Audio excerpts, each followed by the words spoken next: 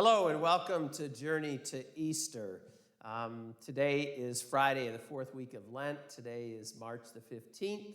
Happens to be my son Jack's 19th birthday. My baby is 19. Happy birthday, Jack. And today is the 15th, which is the Ides of March. So, as I always like to warn Jack, be wary of what you drink today. But happy birthday, Jack. Today in our gospel, we read in the seventh chapter of John. It's talking about Jesus going into Jerusalem, and it was for the Feast of the Tabernacles. The Feast of the Tabernacles was one of the great feasts, of the Jewish people, and it was a time where they commemorated, the time that Moses led them out of slavery, to the Promised Land, and they celebrate that time. During the Feast of Tabernacles, they pilgrimage to Jerusalem, to the temple. They live in tents, and they set these up, just to celebrate that time and how that was so freeing, and it brought them to something better. Today's gospel, I just want to read a line from it. It says, "Jesus moved about within Galilee. He did not wish to travel to Judea because the Jews were trying to kill him. But the Jewish Feast of Tabernacles was near. But when his brothers had gone up to the feast, he himself also went up there. Not openly, but as it were, he went there in secret." Jesus was at a time right now where, there were many people following him. They were starting to follow him because of his teaching, because of, what he was sharing, the miracles that he performed. He was changing lives.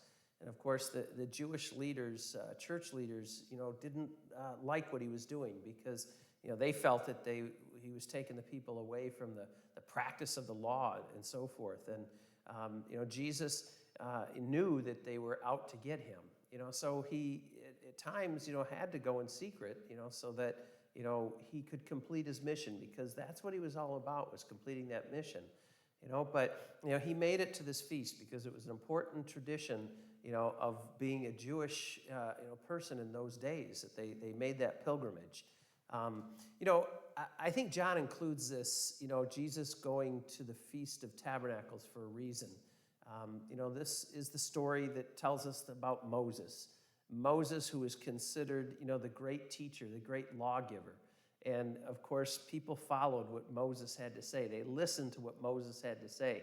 They listened to his teaching, But with Jesus, being there at the Feast of the Tabernacles, he places Jesus as the new Moses. And I think that's something important for us, that he is the teacher par excellence, that he is the one that we are to listen to. Moses and all that he did, God used him, in order to bring the people out of slavery, to, bring the people to a closer relationship with God. Now the new Moses is bringing them to an even deeper, closer relationship with God. Because in that relationship with Jesus, we have that relationship with God. He is seen as the great teacher.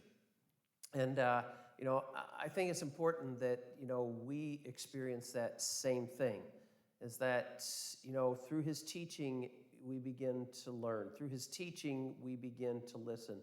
Through his teaching, our lives are transformed. And I know sometimes that's hard because, again, 2,000 years ago, he was with the people. 2,000 years later, it's sometimes hard to understand that reality.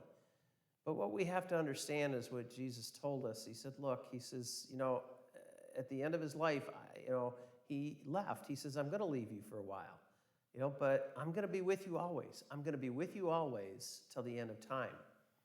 And that being with us is found in so many different ways. In the word that we read, the scriptures that we read, that we study, we, find his teaching. We begin to learn from that teaching.